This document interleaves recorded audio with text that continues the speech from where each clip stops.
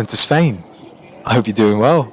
This is a new format for me. We've got the laptop here. We got the view, and we're gonna have a little bit of a chat. It's gonna be quite fun. I've got my coffee, and today I want to talk about ISO standards, something that is new to me, but apparently has been around for a while. ISO 20020 or 20022. It seems like these services that cryptocurrencies provide in terms of international money wiring are going to be standardized. So the International Organization of Standardization is behind the creation of ISO 20022. The organization introduced ISO 20022 as a way of having one standard method of developing messages between financial institutions. So here we're talking about banks, specifically, the old style financial institutions, banks that we would put our money in. Indeed, institutions all over the world use their own coding languages for these messages, which can make international wire transfers or international transfers very jumbled and disorientated in the process. ISO 20022, we're still going to get the name. We're going to get the name right eventually. We'll consolidate all of these messages formats into a single language called XML. Many organizations are starting to back this ISO standard. SWIFT, for instance, the Society of Worldwide International Financial Telecommunications, put its support. It's one of the numbers that you give when you're giving your bank account to a foreign entity, in the UK, for instance. But to support behind the standard in 2018, the organisation is migrating members to ISO 20022 standard. Earlier this month, the organisation rolled out a testing environment for its clients to get a feel for the standard. And because they've rolled out a testing environment, shows how real they're being with this ISO 222 standard. If they weren't rolling out a testing environment, the likelihood would be like, oh, this is all hearsay. But the fact that exists is quite important. The US government is also greatly backing the adoption and expediting the adoption of this ISO standard.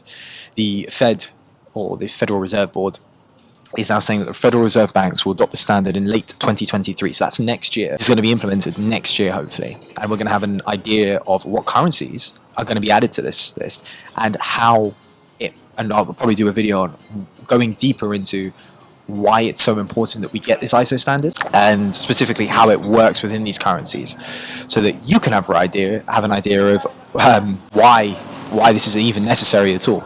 The idea basically is that these will cause a boom in specific currencies, ones that deal with moving money across the border. So Stellar Lumens, Ripple, for instance. It does start to get in the way of some cryptos, and there are a number of experts who believe the adoption of the standard will get in the way of cryptos like Bitcoin, for instance, and keep them from becoming ubiquitous as international money transfer plays. However, there are five main currencies that this won't affect, and actually increases the value of them because there's now tangible real-world utility to these coins. Two cryptocurrencies are not just compliant with ISO 222.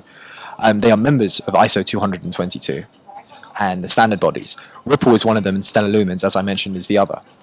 Ripple was the first of two to be added to this body, opening up a standardization for the distributed ledger technology. Stellar is part of this body, although IBM, which uses Stellar to underlie its stablecoin issuing operations. Other cryptos that are also compliant with ISO 222 include XDX, IOTA, and Algorand. What ties all these cryptos together and what differentiates them from other cryptos is their focus on streamlining international wire transfers, so moving money across borders in a very seamless, quick fashion, so that people in a developing nation could quite easily receive payments from their family in a developed nation, for instance. As such, they are some of the earliest adopters in the ISO 222 standard, and seeing that it will rapidly grow its support from institutions. And it's also rumored that there are 3 more currencies that are going to be compliant, but they have not officially been listed as such. Those include Hashgraph, Quant, and Cardano. So I hope you enjoyed this video, and I hope it's been a little bit useful. I'm in Spain for the week, so it's actually quite fun to be out here making videos and seeing what the vlogger, YouTuber life is like. Like I said, I've got my coffee. It's been an enjoyable experience so far, and we're going to continue to make videos and enjoy and take it all in. And yeah, I'm happy for the first time in a while. It's a nice change of pace, and I'm liking this. And to be perfectly honest, if I could live here, I would, because this place is awesome.